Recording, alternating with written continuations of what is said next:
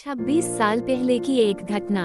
एक साधारण सा दिखने वाला घर के बाहर एक खुला आंगन, उस आंगन से सटा घर का मुख्य प्रवेश द्वार, घर के दोनों तरफ अलग अलग फूलों से सजी एक बाग, घर के अंदर पर्याप्त फर्नीचर, एक छोटा सा लेकिन खुशियों से सजा हुआ खूबसूरत आशियाना। उस घर का मुख्य द्वार खुला हुआ था। सामने लगभग 50 से 55 साल के व्यक्ति आराम कुर्सी पर बैठे एक रिजल्ट पढ़ रहे थे। उस रिजल्ट पर नाम था अनिता विश्वनाथ श्रीवास्तव, SY.BCom, वर्ष 1996। रिजल्ट देख रहे उस इंसान के खुशी का कोई ठिकाना नहीं था। मन में जगी खुशी उनके चेहरे और आंखों में झलक रही थी। रिजल्ट देखते हुए अपनी आंखें ऊपर उठाकर उन्होंने कहा, शाबाश बेटा, आज मेरे जितना खुशनसीब इंसान कोई और नहीं होगा। इस साल फिर मेरी बेटी ने फर्स्ट क्लास हासिल किया है। इसी तरह तुम तरक्की करना बेटी। तुम्हारे माँ बाप को इससे ज्यादा और कुछ नहीं चाहिए। मैंने सही कहा ना अनिता की माँ? उस इंसान की ये बात सुनते ही उनके सामने खड़ी उन्हीं की उम्र की एक महिला, यानी उनकी पत्नी ने कहा, बिल्कुल सही कहा आपने। हमारी प्यारी बेटी के लिए हम कोई कमी नहीं छोड़ेंगे। उसकी शिक्षा के लिए हमें ये घर गिरवी रखना पड़े या फिर बेचना पड़े तो भी कोई गम नहीं।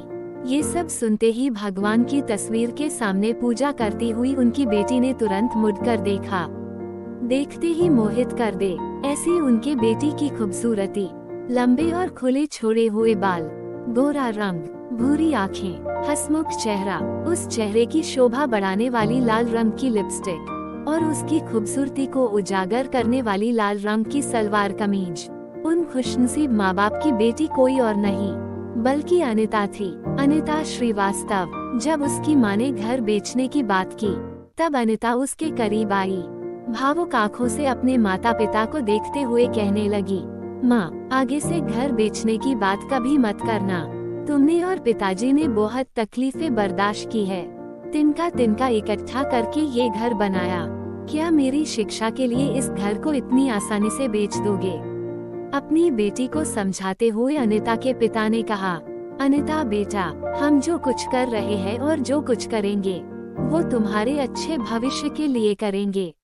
अपने पिता को रोकते हुए अनिता ने कहा, पिताजी, मैं आपके ऊपर ये घर गिरवी रखने की नौबत कभी नहीं आने दूंगी और अब ऐसा कुछ भी नहीं होगा, क्योंकि मुझे सिर्फ फर्स्ट क्लास ही नहीं मिला, उसके साथ कॉलेज की तरफ से अवार्ड भी मिला है और इस साल मुझे कॉलेज से स्कॉलरशिप भी मिल रही है।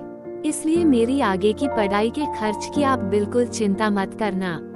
आप दोनों बस चिंता मुक्त और खुश रहो।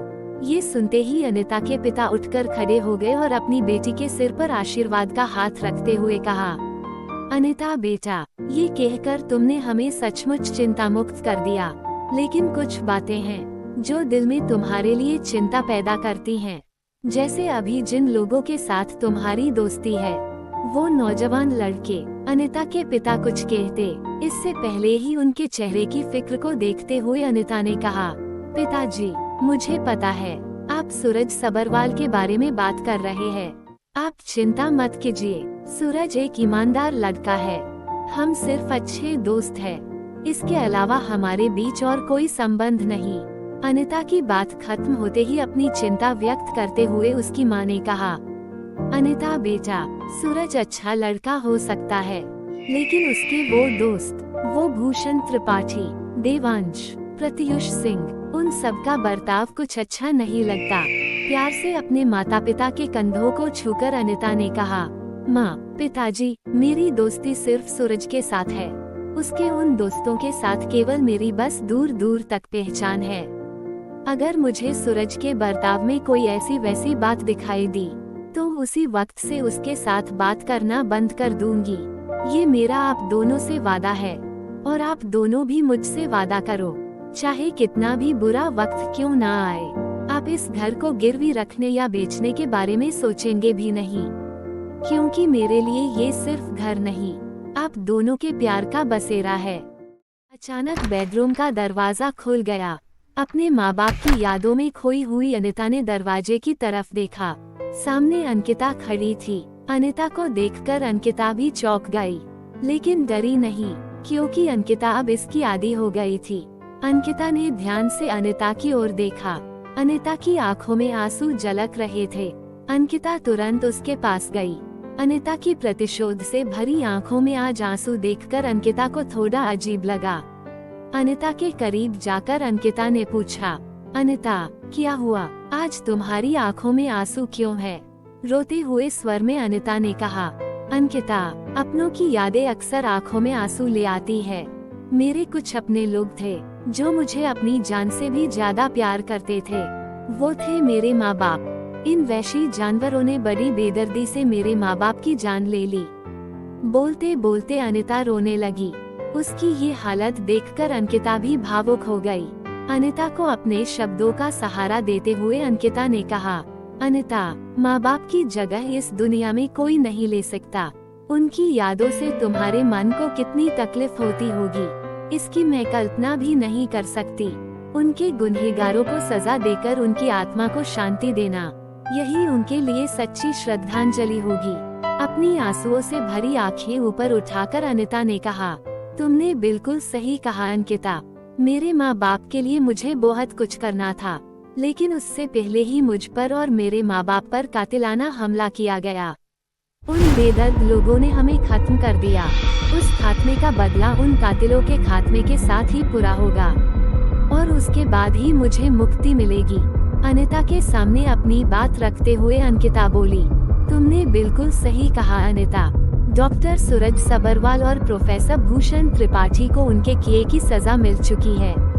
तुमने कहा था उनमें से तीसरे का नाम मुझे अपने आप पता चल जाएगा, लेकिन कैसे और कब? अनिता कुछ और बोलने वाली थी, तभी बेडरूम में चल रहे टीवी पर एक विज्ञापन दिखाई दिया। देवांश बिल्डर्स लेकर आ रहे हैं 2 नए प्रोजेक्ट, 2 BHK 1 BHK फ्लैट, आसान और सस्ते दाम पर। इस नए प्रोजेक्ट की पूरी जानकारी देंगे खुद देवांश बिल्डर्स के ओनर मिस्टर देवांश मलिक। कल रात एक खास प्रोग्राम में इसी चैनल पर देखना मत भूलिएगा।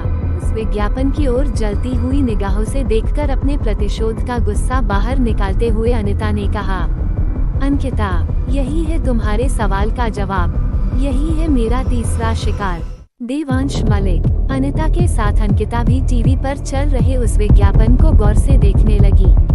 अनिता ने अपने तीसरे गुनहगार का नाम तो बता दिया, लेकिन कुछ सवालों के जवाब अब तक छिपे हुए थे। इस देवांश मलिक का अंकिता के कॉलेज की जमीन के साथ क्या संबंध है, और क्या संबंध है अनिता का उस जमीन के साथ? अब किस तरह होगा देवांश मलिक का खात्मा? जानने के लिए सुनते रहिए ख्वाफ, एक